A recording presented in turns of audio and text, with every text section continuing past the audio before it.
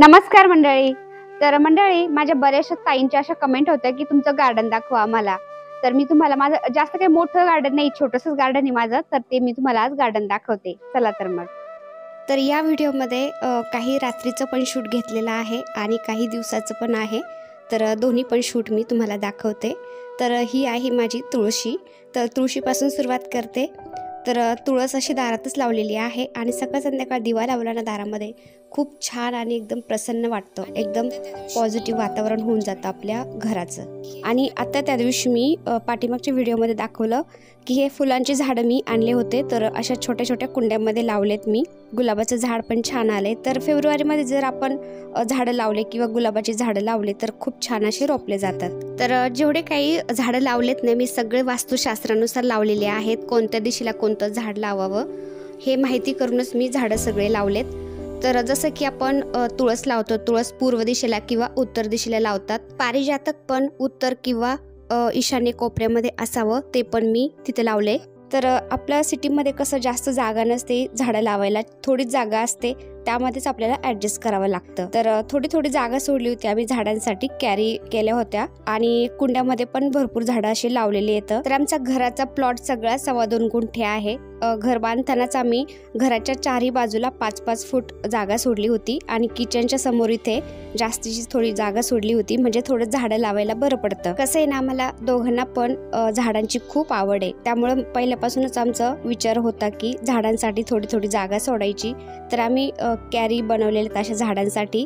गावाकडे कसं असतं ना, आपल्याला भरपूर जागा असते, त्यामध्ये आपल्याला घर पण बांधता येतं आणि हवे तितके झाडं पण लावता येतात. पण सिटीमध्ये कसं असतं, आपल्याला तेवढ्यातच ॲडजस्ट करावं लागतं. जेवढा आपला प्लॉट आहे त्यामध्येच घर पण बांधायचं, झाडांसाठी गाड्या लावण्यासाठी पण आपल्याला ॲडजस्ट करावं लागतं. कारण गाड्यासुद्धा सिटीमध्ये आपण बाहेर लावू शकत नाही रोडवरती, आपल्याला आपल्या जागेमध्येच लावायला लागतात.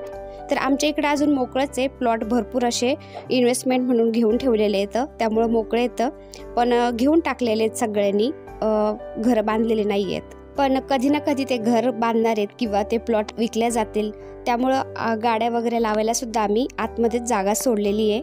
तर तुम्ही बघू शकता झाडांना थोडे थोडे फुलं आहेत, कारण झाडांची थोडी कटिंग केली आत्ताच आम्ही आणि त्यांना आता छानपैकी पालवी फुटन मस्त आणि फुलं यायला लागतील. तर हे पहा, चारही बाजूनी आम्ही झाडांसाठी कॅऱ्या सोडल्या होत्या. कॅऱ्यामध्ये झाडं लावले होते, पाम ट्री वगैरे असे शोचे लावले होते, ते छानपैकी पोचलेत. पण आमचं तेवढ्यामध्ये सुद्धा मन भरलं नाही, तर आम्ही कुंड्या आणून त्यामध्ये सुद्धा झाडं लावलेत. आणि ज्या मोठ्याल्या पाम ट्री झालेल्या आहेत त्या खाली सावली पडते ना, तर तिथं इंडोर झाडं लावलेत आम्ही. जिथे सावलीमध्ये झाडं राहतात ते झाडं लावलेत आणि जिथं ऊन पडतं ना तिथं फुलांची झाडं लावलेत किंवा जास्वंद्या, त्यानंतर पारिजातक, हे असे मोठाले झाडं पण लावलेले आहेत.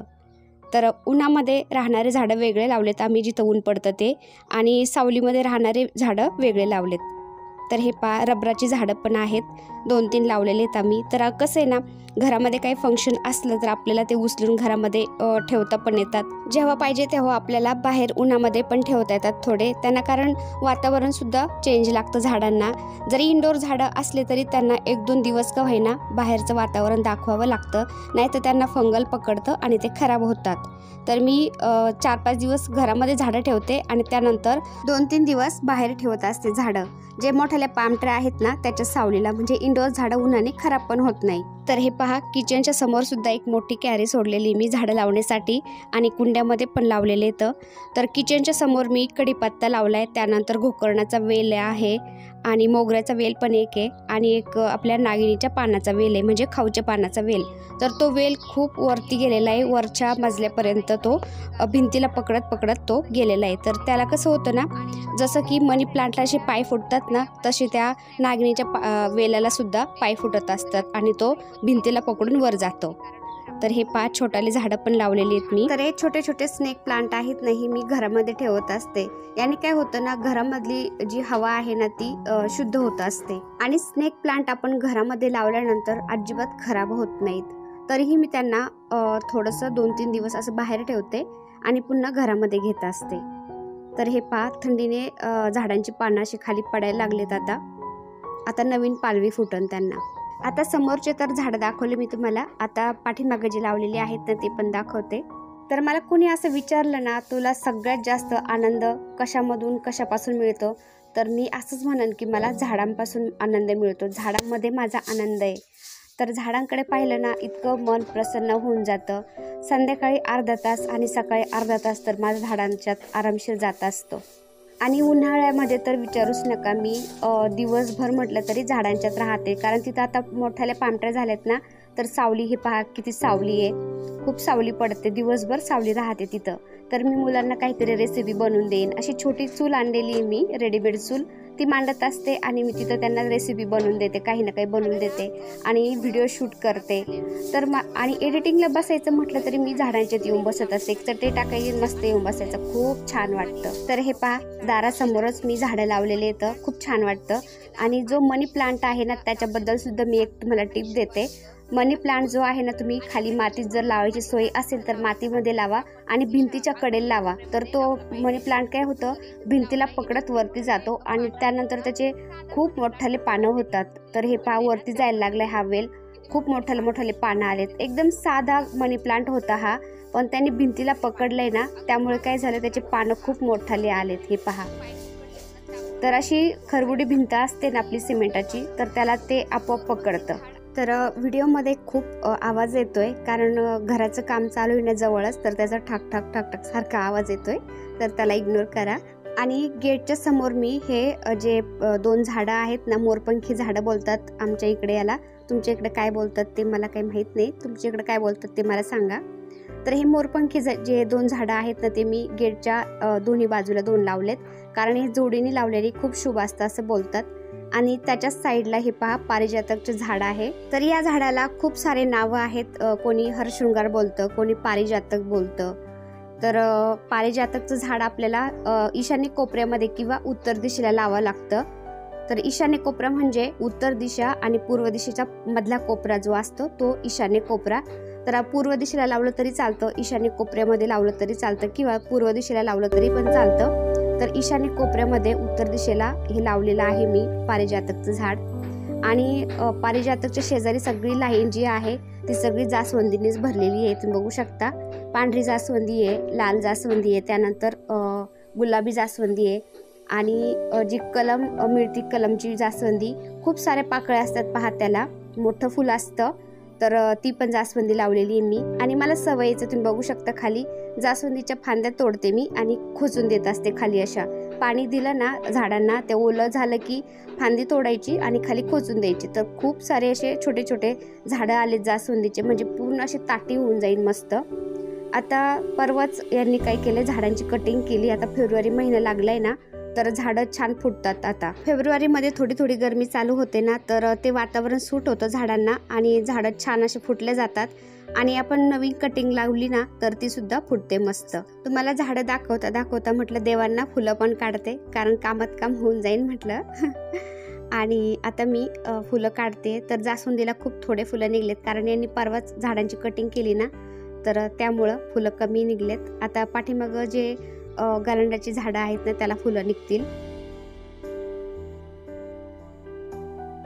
आणि हे पहा, मोगऱ्याची खूप मोठी जाळी झाली. तर इथं पहा 3 मोगरे येतं, एक गावरान मोगरा आहे, एक बँगलोर कुंदा आहे, आणि एक काहीतरी नाव आहे त्याचं मला लक्षात नाही आता.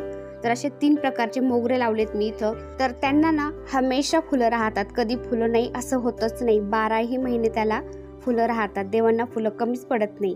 तर पहिला मी रो हाऊसिंगमध्ये राहायचे ना, तर झाडं लावायला जागा नव्हती मला. तर मला असंच थोडीशी खंत वाटायची की झाडं जर लावायला जागा असती तर मी किती झाडं लावली असते. आणि तेव्हासुद्धा मी कुंड्यांच्यात झाडं आणून लावायची, मला पहिल्यापासून झाडांची आवड आहे. तर झाडांसाठी जागा सोडल्यानंतर मी सगळ्या बाजूंनी झाडं लावलेत, काही मोठाले झाडं लावलेत, काही छोटाले लावलेत. तर तुम्ही बघू शकता, लिंबुणीचं झाड आहे, त्यानंतर सीताफळाचं झाड आहे. म्हणजे वास्तुशास्त्रानुसार सुद्धा मी झाडं लावलेले आहेत सगळे, जे असायला पाहिजे ते. आणि मोठाले झाडं जास्त जवळ लावत नाही ना, ते मोठाले झाल्यानंतर प्रॉब्लेम येतो. त्यामुळे मग मी अशी थोडी मध्ये जागा आहे ना, त्यामध्ये फुलांची झाडं लावलेत. तर मला कोणी विचारलं ना, तुला सगळ्यात काय आवडतं, काय प्रिय आहे, तर मी हेच बोलून की मला झाडं खूप आवडतात, नेचर आवडतं. तर तुम्हाला एक सांगू का, माझं डिप्रेशन सुद्धा या झाडामुळे, या नेचरमुळे बरं झालेलं आहे, आणि स्वामींच्या कृपेमुळे. तर काय होतं ना, हे पहिले आर्मीमध्ये होते, त्यानंतर मी मुलांना घेऊन एकटीच राहायचे, छोट्या छोट्या 2 मुलांना घेऊन. कसं आहे ना, मला संग जाताच आलं नाही कधी. लग्न झाल्यानंतर फक्त 2 वर्ष होते मी बरोबर. त्यानंतर हे कुठं आसामला, कुठं जम्मूला, त्यानंतर कुठं साऊथ आफ्रिकेला, हे लांब लांब ठिकाणीच राहिले आणि त्यामुळं मला बरोबर जाताच आलं नाही. आणि कसं आहे ना, मला आईवडील पण नाही आहेत, बहीण नाही आहे. मग मन मोकळं कोणाजवळ करायचं. सासू सासरे होते ते पण वारले. सासू सासरे होते पण ते गावाला होते, कारण मुलांच्या शिक्षणामुळे मी सिटीमध्ये राहायचे. हाऊसिंग घेतलं होतं घर आणि त्यामध्ये मग मी मुलांना घेऊन राहायचे. मुलं शाळेत गेले की एकटीच घरी राहायचे. मुलं आले की तेवढंच बरं वाटायचं. आणि यांचं कसं आहे ना, हे सुट्टीवर यायचे 1 महिनाभर, परत जायचे, परत 7-8 महिने येतच नसं. ते लांब लांब राहायचे त्यामुळं. आणि त्यातली त्यात सासू सासरे वारले माझे. 1-1, 2-2 वर्षाचा फरक आहे फक्त मध्ये. आधी सासू वारली, 2 वर्षांनी पुन्हा सासरे वारले. आणि त्यावेळेस तर माझी मुलं लहान होती. मुलं आजारी पडली की मला 4-4, 5-5 दिवस हॉस्पिटलमध्ये एकटीलाच राहावं लागायचं. शेवटी आई वडील आणि सासू सासरे गेले की कोणीच कोणाचं नसतं. एकांत हा सगळ्यात वाईट असतो. एकांत कोणालाच नसू नये. तर मी हॉस्पिटलमध्ये राहायचे मुलांच्या जवळ.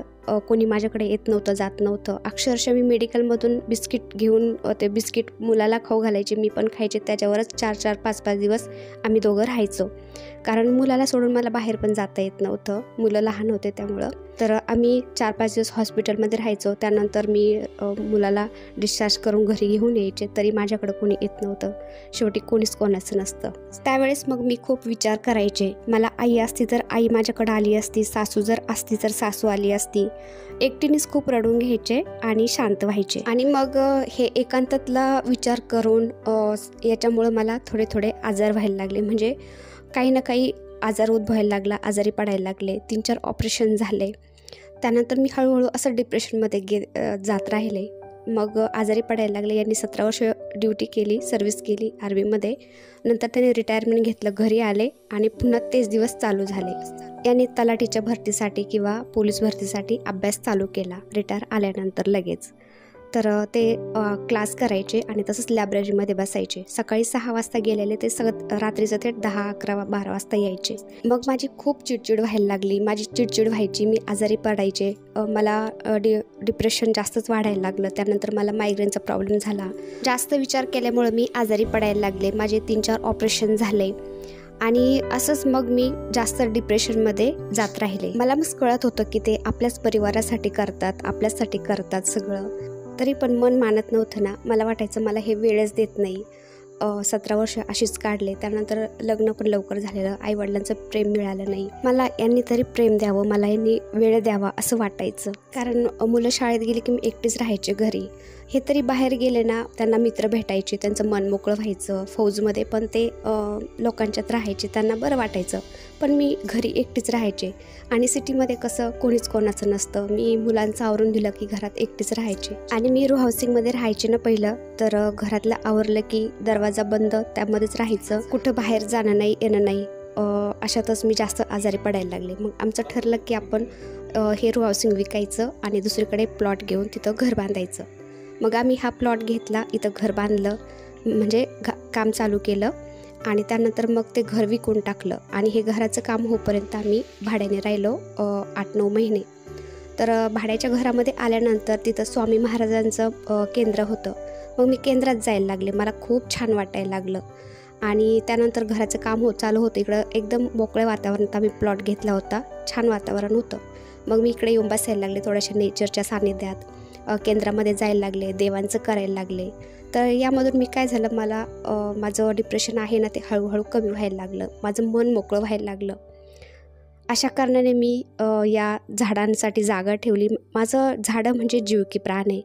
तर या झाडांच्यामुळं, स्वामी महाराजांच्या कृपेमुळं, स्वामी महाराजांचं मी करायला लागले. यामुळं माझं डिप्रेशन पूर्ण निघून गेलं. आणि कसं असतं ना, ही म्हण बरोबर आहे, खाली दिमाग शैतान का घर. खाली दिमाग असला ना माणसाला खूप सारे विचार येत असतात. त्यामुळं माणसाने कधीही विचार करायला वेळच नसावी. माणसाकडे हमेशा बिझी ठेवावं स्वतःला. तर मी स्वामी महाराजांचं करायला लागले, नेचरच्या इकडं सानिध्यात आले, ह्या घरात राहायला आले. माझं डिप्रेशन निघून गेलं आणि स्वामी महाराजांच्या कृपेने मला पुढल्या गोष्टी मग सुचायला लागल्या व्यवस्थित. तर मी यूट्यूब चालू केलं. यूट्यूब चालू करून आता 2 वर्ष झाले. तर यूट्यूबमध्ये आल्यानंतर मला तर अजिबात वेळ मिळायचाच नाही. मग मी आणखीन बिझी राहायला लागले आणि त्यामुळं मी खुश पण राहायला लागले. मी घरातच करत असते. आपले व्हिडिओ बनवायचे, एडिटिंग करायची, व्हिडिओ अपलोड करायचे, घरातलं आवरायचं, मुलांचं पाहायचं, त्यानंतर सकाळ संध्याकाळ थोडंसं नेचरच्या सान्निध्यात जायचं, गुरुवारी केंद्रात जायचं, देवांचं करायचं. तर आपल्या चॅनलवरती मी पहिलं रेसिपीचे व्हिडिओ टाकायचे, कारण मला कॅमेऱ्यासमोर यायची अजिबात हिंमत नव्हती, कॉन्फिडंट अजिबात नव्हता. तर मी बिना समोर येता रेसिपीचे व्हिडिओ टाकायचे. त्यानंतर मला हळूहळू कॉन्फिडंट येत गेला. मी व्लॉग पण टाकायला लागले, पण मला त्याच्यात काही असं छान वाटत नव्हतं, नाही का, पर्सनल लाईफ एकदम सगळी शेअर करायची वगैरे. आणि व्लॉगिंग करायला पण काहीच नाही. पण कसं आहे ना, हे पोलीसमध्ये असल्यामुळे यांना 3-3, 4-4 दिवस पण बाहेर जावं लागतं. हे बाहेर राहतात सारखे आणि मुलं पण कॉलेजला जातात. आता एकटीच घरामध्ये राहते, एकटी काय व्लॉग करू मी, रोजचं रुटीन काय शेअर करू, तेच रोजचं. त्यामुळं म्हटलं आपण केंद्रामध्ये जातो. जसं की मला पहिलं देवांचं काहीच माहीत नव्हतं. मी केंद्रामध्ये जायला लागले, मला हळूहळू सगळ्या गोष्टी माहीत होत गेल्या. त्यामुळं म्हटलं आपल्याला जे माहीत नव्हतं ना, आपल्याला जे आता माहीत होतंय ना, ते आपण दुसऱ्यांच्या समोर मांडू. कारण बऱ्याचशा लोकांना माहीत नसतं, जसं की मला माहीत नव्हतं. जसं की आपण रात्रंदिवस खूप राबतो, काम करतो, कष्ट करतो. आपल्या घरात पैसा येतो, पण पैसा टिकत नाही. आपल्या घरामध्ये काही ना काही चालू राहतं. याच कारणामुळे की आपण देवपूजा करतो, सगळं करतो, पण आपल्याला त्यामधलं व्यवस्थित माहीत नसतं, सगळं अधुरंच माहीत असतं. आणि आपण अधुरी पूजा केल्यामुळं आपल्याला त्याचं फळ मिळत नाही. आणि जी नवीन पिढी येणार आहेत त्यांच्यासमोर पण आपण आपले अनुभव, आपली जुनी परंपरा मांडू शकतो. याच हेतूने मी देवांचे व्हिडिओ आपल्या चॅनलवरती टाकायला लागले. आणि आपण देवांचं करायला लागलो, आपण नेचरच्या थोडंसं सान्निध्यात आलो ना, आपल्याला काहीच डोक्यात येत नाही. आपण एकदम नॉर्मल लाईफ जगायला लागतो. देवांच्या पूजेमध्ये सुद्धा खूप आनंद मिळतो. तर देवांचे व्हिडिओ आपल्या चॅनलवरती मी टाकत असते, तोडके मोडके का होईना भाषेमध्ये, माझ्या भाषेमध्ये मी टाकत असते. पण मला खूप ताईंनी सपोर्ट केला आणि सपोर्ट करतात, पण असंच प्रेम राहू द्या.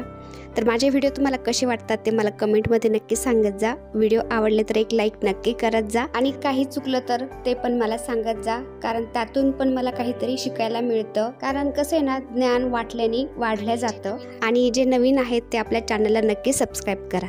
चला तर भेटूया पुन्हा अशाच एका छानशा व्हिडिओ बरोबर. तोपर्यंत बाय बाय. व्हिडिओ पाहिल्याबद्दल धन्यवाद. सर्वांना श्री स्वामी समर्थ.